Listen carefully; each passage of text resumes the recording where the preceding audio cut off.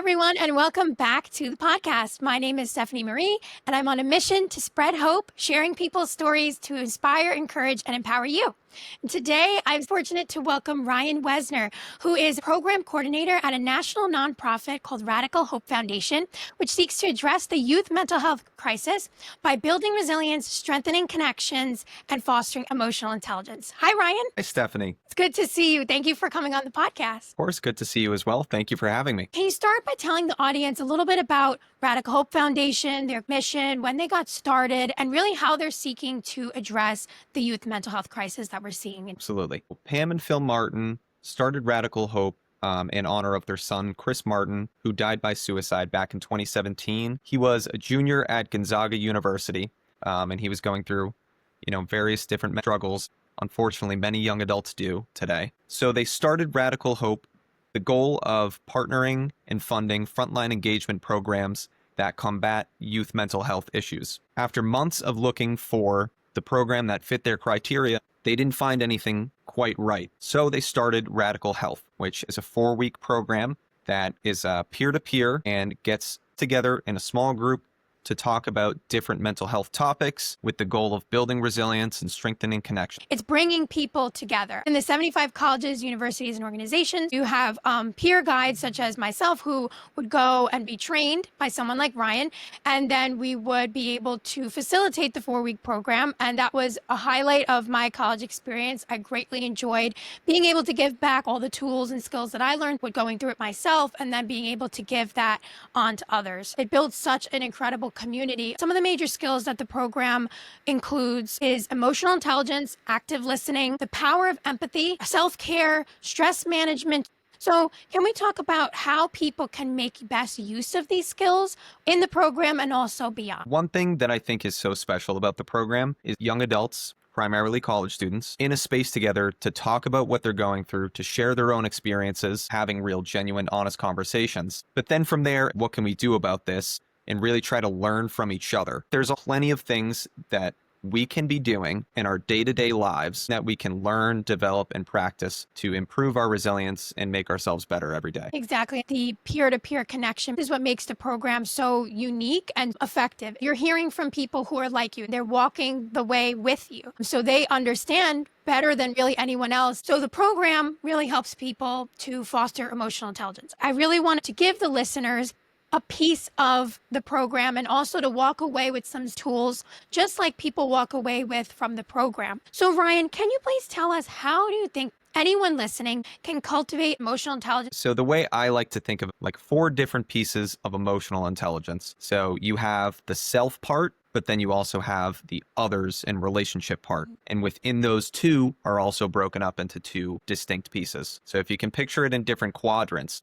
it would start with self-understanding and recognizing your own emotions. The other piece to that is then self-management, how you manage those emotions, how you respond to them, and how you communicate them effectively. And then the second piece, as I mentioned, is related to others and your relationship. That is about recognizing and understanding others' emotions. And then the last piece is how you respond to other people's emotions. So relationship management, how you communicate effectively, how you recognize what someone's going through in a certain situation, and then respond accordingly. The way our program tries to go about explaining emotional intelligence and putting it into practice is seen within the 4 weeks. So each week of the program has a different theme. The first week is the self-reflection piece, which is the principles and priorities, and being able to reflect and understand what matters to you so that you're better able to understand yourself. And then the second week is stress management. So that involves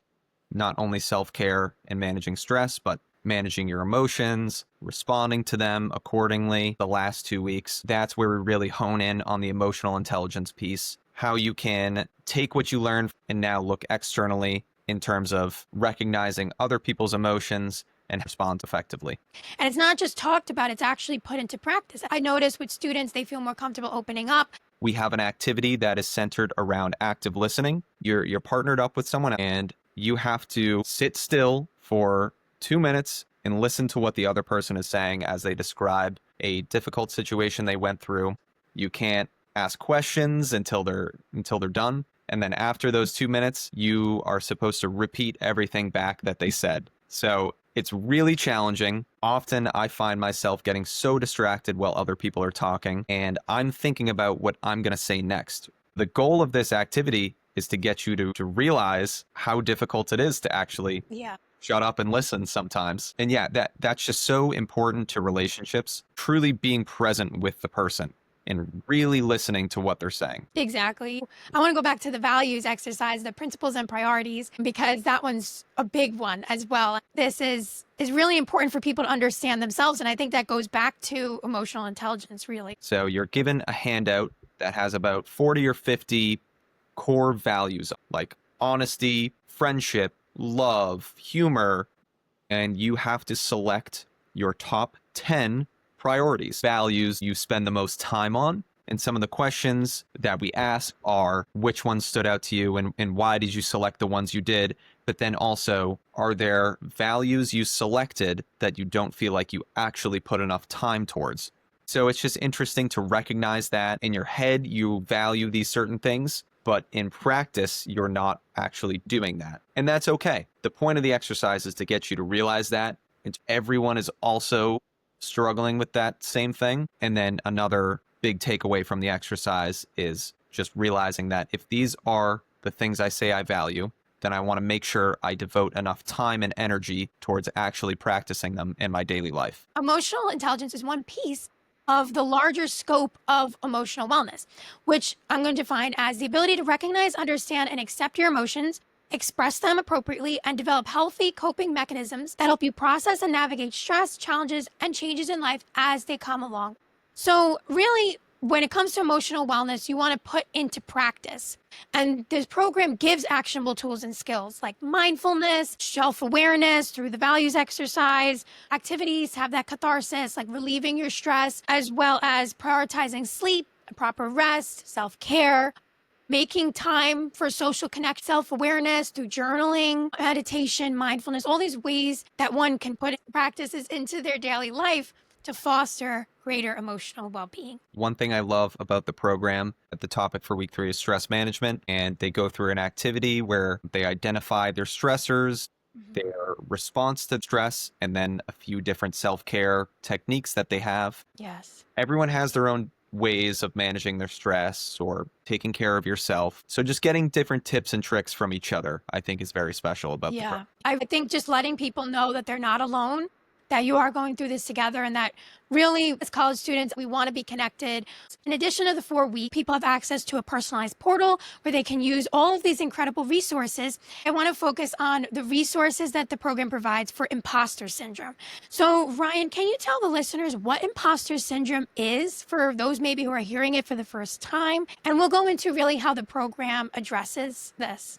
So, imposter syndrome, in the way that I understand it, is basically just feeling like a fraud and like you are not worthy of certain things, or your accomplishments typically you attribute to luck or a certain situation rather than to your own efforts and successes. There's really just a strong fear that eventually down the line you'll get exposed as a fraud. It's this pattern of thinking where it increases self-doubt, decreases your self-esteem, really. This fear of failure, it can increase anxiety because you're always worried that, well, your title or your accomplishments are not really for the effort that you've put in, and you fear that it's going to be just taken away and feeling they don't deserve praise.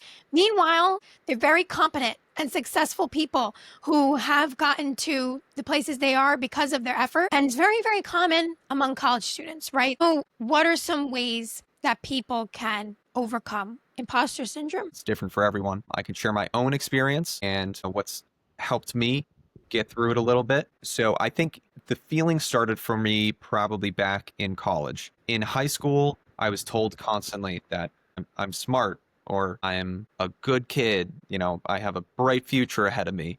I think this must continue for the rest of my life. But then once I got to Boston College and I studied in business, I just started feeling more and more self-doubt as I was looking out at all the students around me in class and just how high performing everyone was. And it's just so natural to compare yourself to others around you and feel inferior. Those feelings of self-doubt, being in such a high stress, high performing environment, that feeling persisted for me in a lot of other avenues of life. It wasn't just academics, it was relationships, extracurriculars, and even into my career after I graduated college. Since I've started working in the professional life, who am I to give people advice? I have a tendency to focus on the negative things that I do instead of giving myself praise for the accomplishments that I've actually done. And no matter what I'll do, I'll just hone in on those things that I could have done better or don't feel like I got right. So even though I still experience imposter syndrome in some ways now, there are certain mindsets and practices that I try to do to allow myself feel a little bit more self-esteem and just get through my day without feeling this crushing self-doubt. So one piece of it is recognizing really that a lot of other people feel similar. It's all our first time living on this planet and everyone's going to make mistakes. And the biggest thing is to just give yourself grace, because if you saw someone else make the mistake that you made, most likely you would just say, that's okay, they're human. I am not looking at them any differently. So if you can try to look at yourself the same way, then that will help you so much. Another thing that I really struggle with is focusing too much on the negatives and ignoring all the positive that I do. Instead of looking at or focusing on your shortcomings and on, I could have done this better, or I could have said that better than I did. Instead of allowing that thought to really consume me, I try to say to myself or just write it down. 3 things that were positive. Those little reminders help me so much to realize that not everything is about that 1 or 2 things I did wrong. And, I'm actually very capable in doing it just fine. That's a practice that anyone listening can do. So I've hosted as a peer guide around 10 times throughout my time at Pace, and I had them write down 10 things that they are proud of themselves for. It doesn't have to be anything external, an award, a ranking, a title. It can just be, I'm proud of myself because I made someone happy today. I tried something new, and even if I failed, I learned something from it. And then when you're having those automatic negative thoughts, the ants come uninvited, and you're having those thoughts, you say to yourself, well, here's the list of all the things that I had accomplished that are real. And so these thoughts are not actually valid. Another thing you mentioned, how can I go on and give advice to other people? There's actually a saying, the best way to learn is actually to teach. We find ourselves gravitating towards teaching the things we most need to learn. And in that sharing with others, we almost learn ourselves. That's a really big part, I think, why Radical Health is so unique, because you're learning with and through others. Yeah, absolutely. And one thing we try to say to all of our guides is that you are not supposed to have all the answers, and just lean into it and share your own experience. So each of the weeks has a inspirational interview by authors, Olympic athletes, podcasters, NFL players, notable leaders and advocates. And so one of the interviews was with Matt Higgins, who is a renowned businessman. He was also on Shark Tank. In his words, he said, defining your version of sunlight. So what makes you happy? What makes you tick? Also considering what is your version of success. Comparison that seeps in, that's so easy, to looking at those other standards of success and saying that has to be my version. What is your version of success? Define what it is for you. That is the only way you're able to go forward. No doubt. Absolutely. So what's your message to college students or recent grads? Again, it could seep into any place who are experiencing imposter syndrome. Give yourself grace, just as much grace as you would seeing another person make a mistake. It's expected that at 18 years old, you need to know what you're going to do for the rest of your life. And that's very rare. Very few people know what they want to do for the rest of their life at a young age. My message, bouncing off of what you said, is to really learn along the way. View life as a journey. I like to use the analogy of a car. When you're driving at night, your headlights only show a few feet, but yet you make it the whole journey, because you see a few feet in front of you, then you see a few, and then as you keep going, you see more and more, but only if you keep going. So if you start driving at night, you're not going to see the whole road. Keep going, because along the way, you're going to keep growing. Great analogy, Stephanie. Thank you. What I really love about the program is that by considering your values, I view that as a blueprint for the rest of your life. You don't need to have all the decisions, what job you're going to have in 5 years, what the title you're going to have, when you're going to reach this mile marker. But you say to yourself, who am I? What are my values? What do I stand for? What are my principles and priorities in my life? Don't be afraid of failure, because if you're more afraid of failure, the more you're not going to pursue more opportunities. Find good community, learn from mentors, keep making those small decisions that are going to add up in your life and get you to that next step. That's really what the program has taught me. Yeah. Take the word should out of your vocabulary. Mm-hmm. Too often, I find myself doing this. I say, I should be at this level, or I should be doing this. Instead, replace that with, I would like to do this. That takes so much pressure off of yourself. Rewriting that internal narrative, your inner voice can be either your inner advocate or your inner critic. And changing that, I don't belong here, to which imposter syndrome really does say, essentially, to I bring something valuable to this space, or I'm going to learn something here that maybe I haven't considered prior, or even if people here know more than me, I'm going to still learn from them. Changing that I can't do that to I'm going to try. That's the goal. And so my final question that I ask all of my guests, this is a very special question because it's called Radical Hope Foundation, and I could not think of a more fitting name. So I'd like to ask you, what role has hope played in your journey, and how do you hold on to it today? That is such an amazing question, Stephanie. The way I see hope is almost twofold. There's the kind of hope that is passive, like wishful thinking.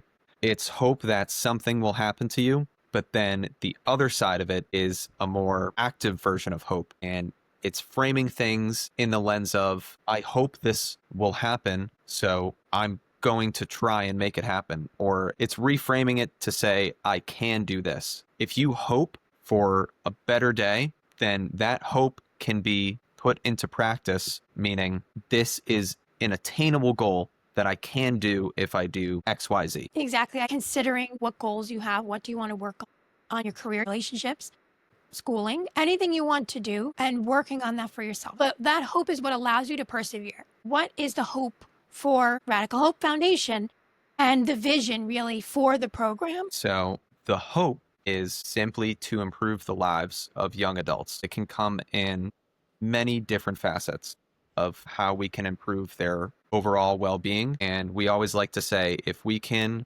improve one life, then this entire thing has been worth it. So of course, to bring in these skills and these mindsets that we've talked about to as many young adults as we can across the country. It's really rewriting mental health education, because really learning with and through others, it's really fostering community, letting people know that they are not alone, that there are people here for you that want to see you succeed and grow. And so that's really even where this podcast was born, because I loved being a guide so much. I loved sharing what I've learned. I met so many amazing people who are my friends and mentors to this day. And I just want to share their wisdom with the world. How can people who are not college aged still get involved with Radical Hope? Check out our website, radicalhopefoundation.org. You can look us up on social media. We have a Radical Hope newsletter that you can sign up for. And then we also have some podcasts. One is our Radical Hope Radio. For that, our lovely communications director, Georgia, has various conversations with